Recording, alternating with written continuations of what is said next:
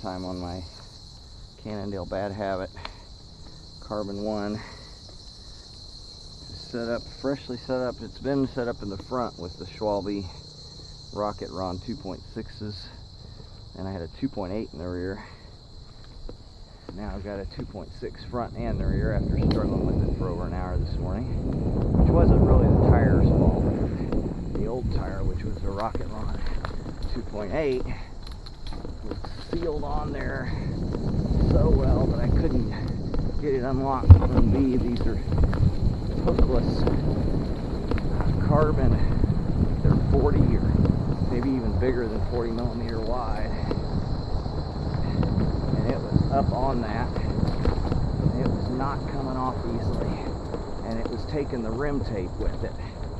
So I had to use a butter knife and flatten the rim tape back out. After half an hour of all that and getting the new tire on and inflated with the tube so that I locked in the bead. I find on these wide rims and tires, best way to do it is lock in the bead with the tube, then take one side loose.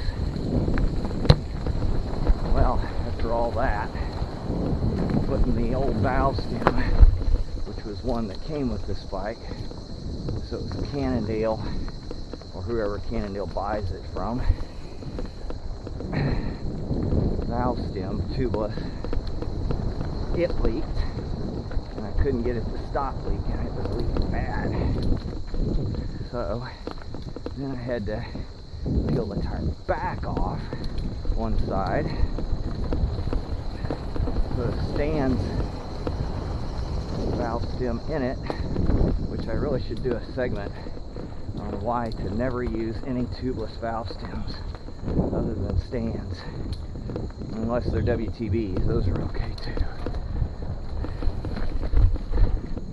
Definitely not Giant or Cannondale or even Orange Seal. Orange Seal's valve stems, their sealant's great. Their valve stems are terrible. I don't know if Stands has the patent on that tapered rubber valve stem, or everybody just wants to try something different. But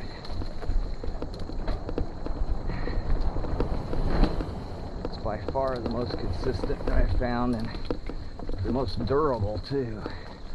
The other ones, even if they don't leak at first, you try to reuse them 2 or 3 times, just like this one did, and develop leaks.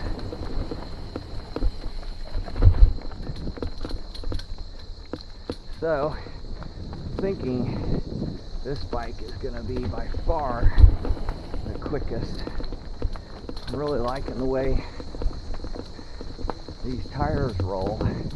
They're wide enough to grip along the corners, and I don't have to run at 10 psi in them, but they're narrower and lighter than a 2.8, so they roll faster, and they're lighter so they get up to speed faster, quicker.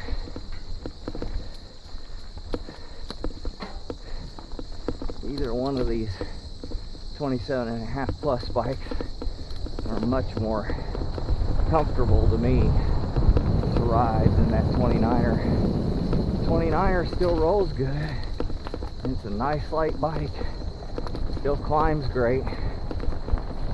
But for fast flowy trail,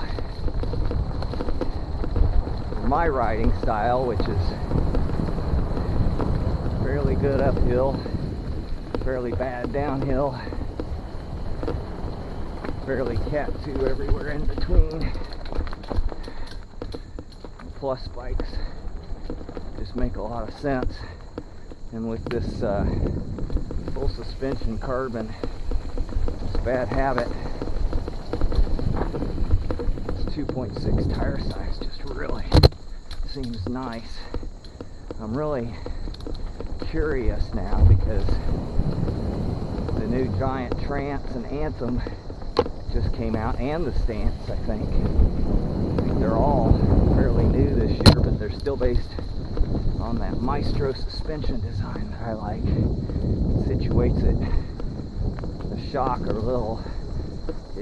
situates the shock vertically above the bottom bracket, which is where I really like any kind of weight.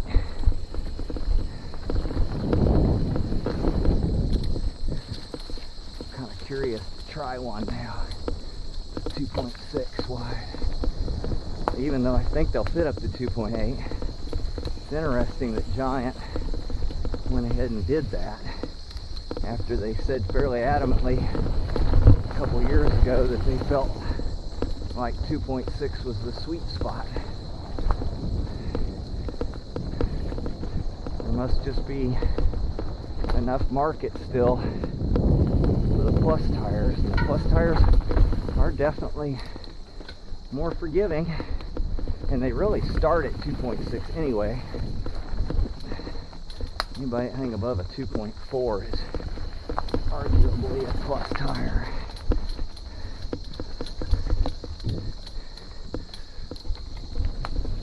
I guess above a 2.5 really. But the thing about the wider plus tires, like the 2.8s and the 3.0s, is that they do roll slower, but they are more forgiving. They will let you make mistakes.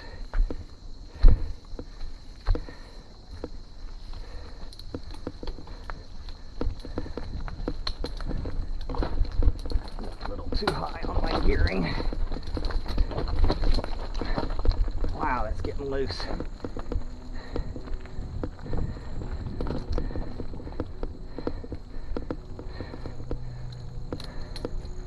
But I made it up it without stopping, which probably saves me 20 seconds over what I did on the wood smoke, where I had to stop and restart.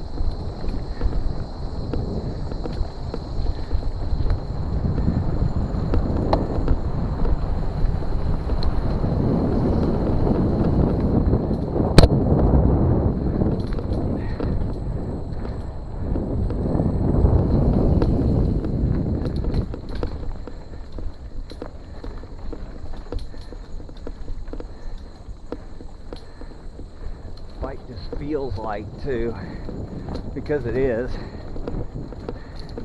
with the carbon rims, the XT and XTR components, it's actually lighter than that carbon salsa wood smoke, even though that one's a hardtail.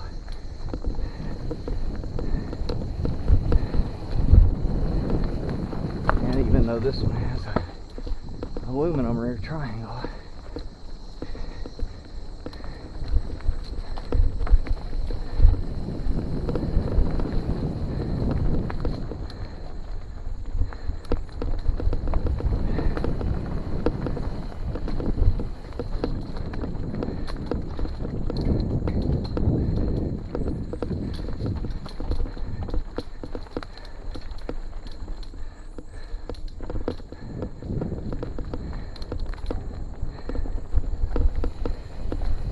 You don't have to be able to track stand to be able to mountain bike, but I think if I was showing somebody new how to mountain bike, especially a kid that had time to play in the yard, I would teach them to track stand with clipless pedals first. before, or maybe even just as they're working on their trail skills, when they have time to practice after school or something. Just have them get out in the yard, practice clipless pedals. That'll help them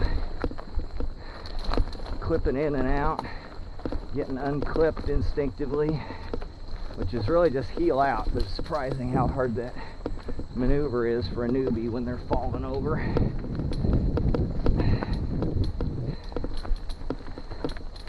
And learning the track stand, man, if you can balance the bike even just for a few seconds, doesn't have to be for a full minute. You can just track stand for 10 seconds. It's such a help.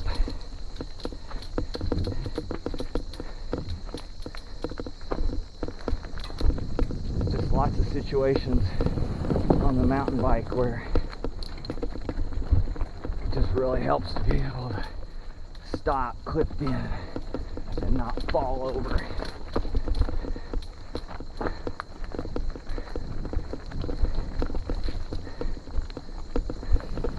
Even for that matter, if you are falling, I think practicing track standing with clipless pedals helps you learn how to fall a lot better. So that you're, a lot of times you can even recover it. If you can track stand or stand on one wheel,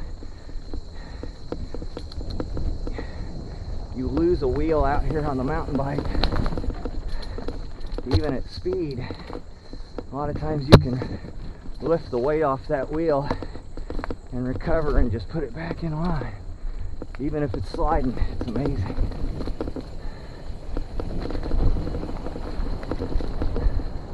But maybe I shouldn't be telling all that, because that's the sort of thing that sport racers and more advanced racers use all the time. But I'm pretty sure it's not necessarily because they're elitist, because mountain bikers are some of the friendliest, most helpful guys I know. I've had guys tell me on the trail when they were racing behind me, give me tips and tricks or technique. So I think part of it is we just don't always realize what we're doing or how we're using, or what abilities we have that we're using.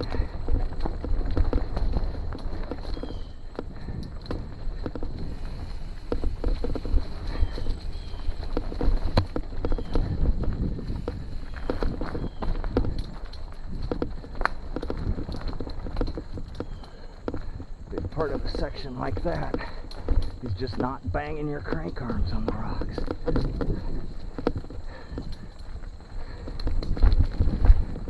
A rider or a racer who's not conscious of his crank arm position and can't change it quickly goes through a section like that, he's just bouncing all over the place. Half the time crashes. It's because hitting crank arms and pedals on rocks is a great way to knock your balance off in a hurry.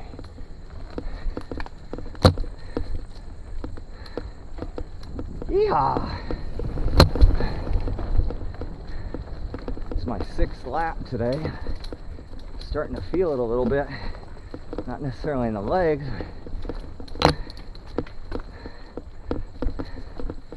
Just starting to heat up. And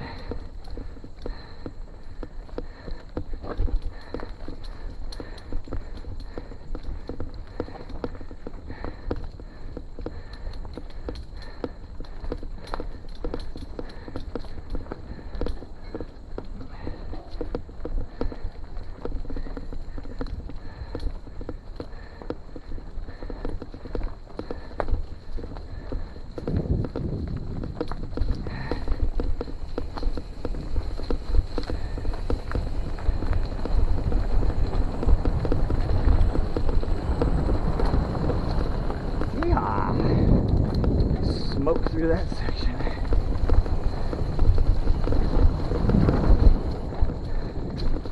other thing both of these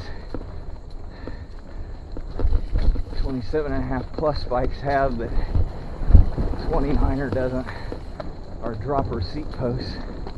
And this one on this one is a Fox Transfer.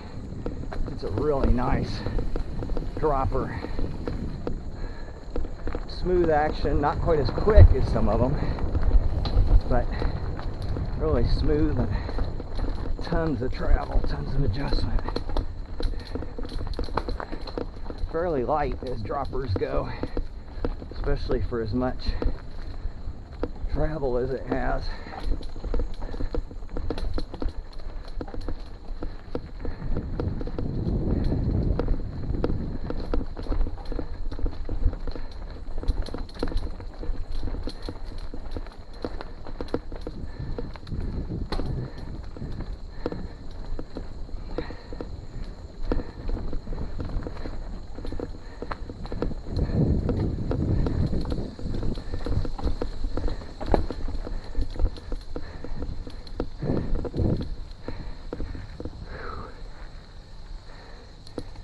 Minute lap.